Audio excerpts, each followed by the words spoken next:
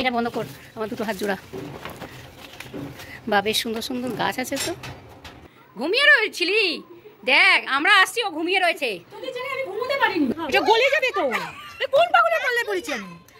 কেন, কি বলবে? নমস্কার বন্ধুরা, আবার একটি নতুন ভিডিও নিয়ে চলে এলাম আপনাদের কাছে। আশা করছি সকলে খুব ভালো আছেন, সুস্থ আছেন, নিরাপদে আছেন। আমার একটি নতুন ভিডিওতে আপনাদের সকলকে স্বাগত। এটি আমার একটি পয়লা বৈশাখের ভিডিও। তো যেদিন ভিডিওটি শ্যুট করেছিলাম, তো সেই দিনকে যেহেতু পয়লা বৈশাখ, ঠাকুরদের জামা কাপড় পরানোর জন্য আগের দিনকে রাত্রে কিছু পোশাক আমি কিনে রেখেছিলাম আমার জগন্নাথ দেব আর গোপালের জন্য। তো সেইটারই কিছু মুহূর্ত আপনাদের সঙ্গে শেয়ার করছি। নতুন বছর পয়লা বৈশাখ সকলের খুব ভালো কাটুক এই কামনা করে সবাইকে জানাচ্ছি আমার প্রীতি ও শুভেচ্ছা। আর এই নতুন পোশাক তো আমরা সেদিনকে পরি, সেই ছোট থেকেই আমাদের একটা রীতি আছে বাঙালিদের, বিশেষ করে সেই ছোটোবেলা থেকেই মা ঠাকুমারা দেখতাম নতুন জামা কাপড় পরিয়ে দিত ষষ্ঠীর দিন বা এরকম নতুন পয়লা বৈশাখের দিনে। তো সেই থেকেই সেটা মনের মধ্যে গেঁথে রয়েছে। এখন আমি নিজেও সংসারী মানুষ হয়ে সেইগুলো প্রতিপালন করার চেষ্টা করি। নিজেদের পোশাক কেনার সাথে সাথে ভগবানের জন্য, আমার জগন্নাথ দেব আর গোপাল, তার জন্য কিছু পোশাক আমি কিনে রেখেছিলাম। তো সেটাই আজকে স্নান টান করিয়ে তাদেরকে পরিয়ে দেওয়ার ব্যবস্থা করছি। এবং তারপরে আজকে চলে যাব আমার একটি বন্ধুর বাড়িতে। যেহেতু পয়লা বৈশাখ, কারোরই বাড়িতে তো মন টেকে না। তো ভাবছিলাম অনেকদিন ধরেই সেই বন্ধুর বাড়িতে যাওয়া হয় না, এই প্রথমেই আমি তার বাড়িতে যাব। তো সেই জন্যই সকাল থেকে বিস্তর তাড়াহুড়ো করে পুজো দিয়ে, আর এই পুজো পোশাক পাল্টানো মানে জগন্নাথ দেব বলুন বা গোপালকে বলুন, একটু সময় লাগেই। তো সমস্ত কিছু মোটামুটি মিটতে ঘণ্টাখানেক তো সময় লাগলোই। তারপরে রান্না টান্না করে আমি দুপুরের দিকে চলে গেলাম আমার সেই বন্ধুর বাড়িতে। বন্ধুটির পরিচয় আগে দিই। এই যে বন্ধু আজকে বাড়িতে যাচ্ছি, আরেকটি বন্ধুকে সঙ্গে নিয়ে, এদের সাথে আমার প্রথম আলাপ হয়েছিল একটু কোচিনে।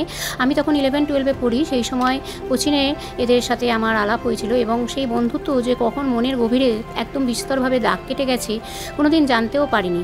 আমার বিয়েতেও এরা এসেছিল এবং এদের বিয়েতেও আমি গিয়েছিলাম। যদিও যেই বন্ধুর বাড়িতে আজকে যাচ্ছি তার সঙ্গে অনেক দিনই প্রায় যোগাযোগ ছিল না, কিন্তু হঠাৎ করেই আবার নতুন করে সব আবার যোগাযোগ তৈরি হয়েছে, যার ফলে এই যোগাযোগ, ফোন নাম্বার বিনিময়, এই সবের মাধ্যম দিয়ে জিনিসটা আরও মজবুত হয়েছে। তো সেই বন্ধুর বাড়িতেই আজকে চলে যাব। অনেক দিন ধরেই বলছিল যেতে, তো সেই জন্য যাওয়ার হয়ে উঠছিল না নানান ধরনের কাজের প্রেশারে। তো আজকে ভাবলাম সময় আছে, আজকে একটু যাই। তো আরেক বন্ধুকে বলতে সেও রাজি হয়ে গেল। যেহেতু আমি বাড়ি চিনি না, সেই চেনে, সুতরাং তাকে নিয়েই যাওয়া হবে। এবং অনেকটাই দূর তাদের বাড়ি। তো মোটামুটি ওই একটু দুপুরের দিক করে বেরিয়ে গেলাম। আর দেখুন আমার জগন্নাথ দেব আর গোপালকেও সুন্দর লাগছে। এবার এদের কিছু ভোগ নিবেদন করে আমি তাড়াতাড়ি চলে যাব রান্নার কাজে। তারপর রান্না টান্না সেরে নিয়ে এবার আমি বেরিয়ে পড়লাম। তখন প্রায় 2:30 প্রায় বেজে গেছে। সমস্ত কিছু সামলে যেতে তো একটু বেলা হয়েই গেছে। আর আমার আরেকটি বন্ধু মল্লিকা, তাকে নিয়েই চললাম। যাব আজকে দীপ্তির বাড়িতে। আর এরা দুজনেই ভীষণ ক্লোজ ফ্রেন্ড ছিল। আর মাঝখানে সবার সাথেই সবার যোগাযোগ সূত্র ছিন্ন হয়ে গেছিলো, কিন্তু আবার কি করে জানি সব কিছু আবার নতুন আগের মতন প্রায় শুরু হয়ে গেছে। বলে না, মনের মিলটাই হচ্ছে সবথেকে বড় কথা। আর এই বন্ধুদের মধ্যে মিল, আর বিশেষ করে স্কুল লাইফের বন্ধুরা, আমার তো স্কুল লাইফের আরও বন্ধুদের আপনারা দেখেছেন, এরা আমার আরও দুজন বন্ধু। আর বন্ধুমহলে আমি বেশ খানিকটা প্রিয়, কারণ আমি বলতে পারেন একটু হুজুগে, আর সবাইকে একটুখানি যাই হোক নিয়ে চলতে ভালোবাসি। তো যাই হোক, এই মল্লিকার সাথেই চলে গেলাম। ডানলপে দাঁড়িয়ে রয়েছি, ডানলপ থেকে তারপরে আবার ওদের বাড়িতে যেতে হবে। তো সেইখানেই আমরা বাসের জন্য অপেক্ষা করছি। তো বাস না পাওয়াতে একটা অটোতে উঠলাম, কেননা অটো স্ট্যান্ডে অটো দেখছি ছেড়ে দিচ্ছে, কিন্তু আমাদের টার্গেট ছিল বাসে করেই আমরা যাব। তো অটোতে উঠলাম। অটোতে ওঠার পরে তারপরে কিছুক্ষণ পরে দেখছি আবার বাসও চলে এসছে। তখন আমরা আবার বাসে উঠে পড়লাম।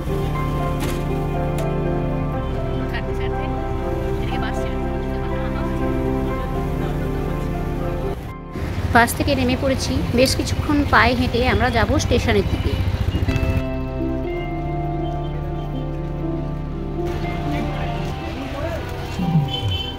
এই পথটা তুই চিনিস তো?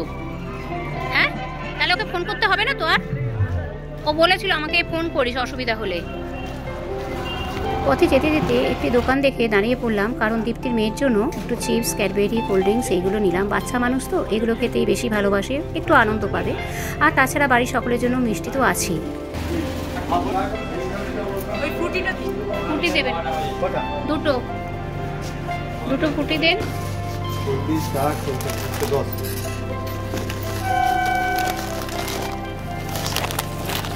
কত সব কিছু নিয়ে আবার আমরা হাঁটা দিলাম। এবার যাচ্ছি স্টেশনের দিকে। স্টেশনের ভেতর দিয়ে সাবওয়ের ভেতর দিয়ে আমরা যাব ওই পথে। ওখান থেকে আবার অটো করে তারপরে আবার তাদের বাড়িতে যাব। এর আগে মল্লিকা বেশ কয়েকবার ওদের বাড়ি এসেছিল বলে ও খানিকটা পথঘাট চেনে, যার ফলে আমার খুব একটা অসুবিধা হয়নি। বাবা আমি তো তোকেই নিয়ে আসবো, একা একা আসবো নাকি? ওরা ডিম এটা দিয়ে সোজা চলে আসবি। আমাকে বলছে যদি কোনো দিন আসিস এই পথ ধরেই আসবি, পথঘাট চেনাচ্ছে। আর আমি তো এত পথঘাট সত্যি বলছি ওই দিককার চিনি না, সেটাই ওকে বললাম যে আসলে তো তোকে নিয়েই আসবো।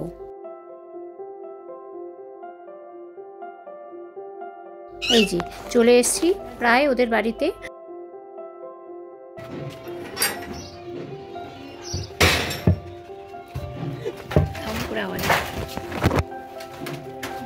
এটা বন্ধ কর, আমার দুটো হাত জোড়া। বা বেশ সুন্দর সুন্দর গাছ আছে তো।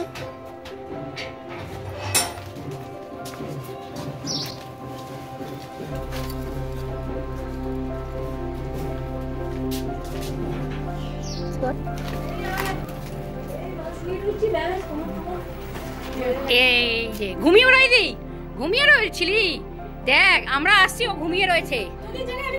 আমাদের বন্ধুদের মধ্যে এরকম মজা ঠাট্টা ইয়ার্কি চলতেই থাকে। আমরা যে কবে সংসারী হয়েছি সে প্রায় ভুলেই গেছি। একটু নিচে গল্প টল্প করার পর তারপরে নিয়ে গেল ওপরে। এত রান্না সব একা হাতে করেছে, দেখেছেন কি পাগল মেয়ে। আসলে ওর বাড়িতে গোপাল আছে, গোপালকেও একটু ভোগ দিয়েছে আর আমরা যাব সেই জন্য আমাদের জন্য একটু রেখে দিয়েছে। তো কাকিমা বলল তুমি একটু গোপালেরও ছবি তুলে নাও। কাকিমা মানে দীপ্তির মা। আর যাই হোক আমিও গোপালের একটু ছবি তুলে নিলাম। মুখটা ভারী মিষ্টি দেখুন, আর এত সুন্দর করে তার সেবা দেয়, আমার শুনে তো মানে মনটা জুড়িয়ে গেল। যা খায় তাই দেয় আর সেইটাই দেখাচ্ছিল। আমাদেরকেও একটু পোলাও আর আলুর দম এইসব দিয়েছে। আমি তো ভীষণ রাগ করছিলাম। আমি বলেছিলাম যে আমরা খেয়ে আসবো, তাও তুই শুনলি না। ও বলে তুই ফোন রাখ, আগে খেয়ে নে। তো যাই হোক মোটামুটি ওর সঙ্গে গল্প করতে করতে আর খেতে খেতে সাথে একটু চাটনি আবার পায়েসও দিয়েছিল, সেটা আর তোলা হয়নি। আর এই দেখুন কি সুন্দর ভোগের থালা সাজিয়ে দিয়েছে, সেটাই দেখাচ্ছে। খাওয়া দাওয়ার পর্ব চুকিয়ে ওর সামনে একটা ছাদ রয়েছে, সেই ছাদের মধ্যে আমরা এসে কিছুটা পোজ দিয়ে ফটো তুললাম। আর সাথেই মল্লিকা বলে আমাকে এরকম করে ফটো তুল, আমি এইভাবে পোজ দিয়ে দাঁড়িয়ে আছি। আমি বলি ওরে তোকে তো হনুমানের মতো লাগছে, এই নিয়ে হাসাহাসি। আর তারপরে চলো মিষ্টি খাওয়া নিয়ে বচসা। ফ্রিজের মিষ্টি মল্লিকা খাবে না, ও ছাড়বে না। এটা গলে যাবে তো। কোন পাগলের পাল্লায় পড়েছি আমি? কেন কি বলবে? চিন্তা কর কি বলবে কি? এটা প্লাস্টিকের মধ্যে মুখতে বলছি। কেন গলবে কেন? গলবে না কি গলে যাবে? দেখবি কোন কেন তেল তেল তেল তেল করবে। তেল তেল করবে ও খাবে না, এখন খাবে না। চলো কি সুন্দর পরিবেশ একদম। কাকিমা দাঁড়িয়ে রয়েছে ওইদিকে, মেয়ে উঠে পড়েছে। তুই কি ভিডিও করছিস? হ্যাঁ মানে এটাই না বল, ওটা কিসের মন্দির রে? এটা তো সেদিন ওটা কিসের মন্দির ও জানি কি বল? তারামাই। তারামাই সব ঠাকুরই আছে মানে এইটুকু জায়গাও দেখ গাছ ভর্তি এত আম, দেখে আর লোভ সামলাতে পারলাম না। যদিও অনেকটা দূরে ছিল, একটুখানি বড় করতে গিয়ে একটু হেজি হয়ে গেছে, কিন্তু গাছ ভর্তি আম। দীপ্তির মেয়ে খেলছে পাশের বাড়ির ওই ছেলেটির সাথে। আসলে এখানে খুব একটা যেহেতু শহর পরিবেশ, সেহেতু এর বাড়ি ওর বাড়ি গিয়ে সবাই কেউ খেলতে পারে না, এইভাবেই বাচ্চারা খেলে। আর কেউ যদি খুব বিশ্বস্ত থাকে তাহলে তার বাড়িতে হয়তো যেতে দেয়। তারপরে যাই হোক এবার আমাদের যাওয়ার পালা, আমরা এবার বাড়ি ফিরবো, অনেকটাই রাত হয়ে যাচ্ছে। আর কাকিমাকেও একটু প্রণাম জানিয়ে নিলাম। তোমার সাথে তো সালকিয়াতে দেখা হয় না, এখানে এলাম তাই দেখা হলো। তাই তো চল আসছি, এগুলো দেবো দেখবি। এই আমি ভেবেছিলাম এখানে একটা দাঁড়িয়ে ফটো তুলবো, সব গেল। কি সুন্দর গাছটা লেগেছে আমার। হ্যাঁ আসলাম। চলো কোন দিকে রে? ও এসে এসে সব বিয়ে হয়ে গেছে। আসছি আসছি, টাটা করো। ওদের বাড়ি থেকে ফিরে আসার পরে মল্লিকা নিয়ে গেল মল্লিকাদেরই এরিয়ার মধ্যে একটি মন্দির। মল্লিকারই এক পরিচিত দাদা আমাদের সেই মন্দিরে নিয়ে গেলেন। সেইখানে শিব মন্দিরে পুজো হচ্ছে সেখানে দেখতে, কিন্তু মন্দিরে এত ভিড় আর এত অনেকক্ষণ ধরে পুজো হয়েছে, যার ফলে পুজোটা আমি দেখতে পেলেও সেখানে ভোগ খাওয়া ছিল, সেই ভোগ খাওয়ার সৌভাগ্য আমার হয়নি। কেননা অনেকটাই রাত হয়ে যাচ্ছিল, প্রায় 9টার কাছাকাছি আমাকে বাড়িতেও ফিরতে হবে। আর যেহেতু বালি ব্রিজ এরিয়াটা খুব একটা ভালো নয়, সেই জন্য আমাকে অনেকটাই একা একা ফিরতে হবে বালি হল দিয়ে। তো আমি তার জন্য আর বেশিক্ষণ দাঁড়ালাম না, তারপরে আমি চলে এলাম। তো এইখানে গঙ্গা আরতি মানে ওই একটা সামনে পুকুর ছিল, সেই পুকুরের মধ্যে মন্দিরে পুজো হয়ে যাবার পর আরতিটা হলো, সেই আরতিটাই কিছুক্ষণ আমি দাঁড়িয়ে দেখলাম। আর এত ভিড়, পুরো এলাকাবাসী যেন সেইখানে সব দাঁড়িয়ে দেখছে, সবাই ভিডিও করছে, ক্যামেরাম্যান ক্যামেরা করছে। খুব সুন্দর পরিবেশটা আমার লেগেছিল।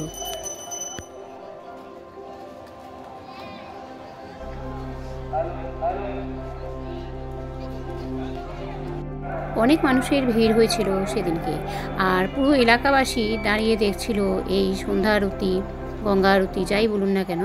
পুরো চারদিকে, পুকুরের চারদিকে একদম ভিড়ে ভিড়াক্রান্ত। তো আমিও সেই সুযোগে কিছু ফটো বা ভিডিও করে নিলাম। এত সুন্দর পরিবেশটা লাগছিল, এর আগে কোনোদিন আমি এই ধরনের পুজো দেখিনি।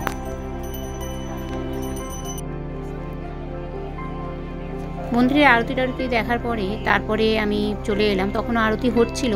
তারপরে মন্দিরে সব নামে নামে প্রদীপ ভাসাবে, তাদেরই নাম অ্যানাউন্স করছে। তো সেই সময় আমি বেরিয়ে এলাম, কেননা অনেকটা রাত হয়ে যাচ্ছিল, আমাকে আবার একা এতটা পথ ফিরতে হবে। তো আর বালি হল্ট জায়গাটা তো খুব একটা সুবিধা নয়, একটু শুনশান।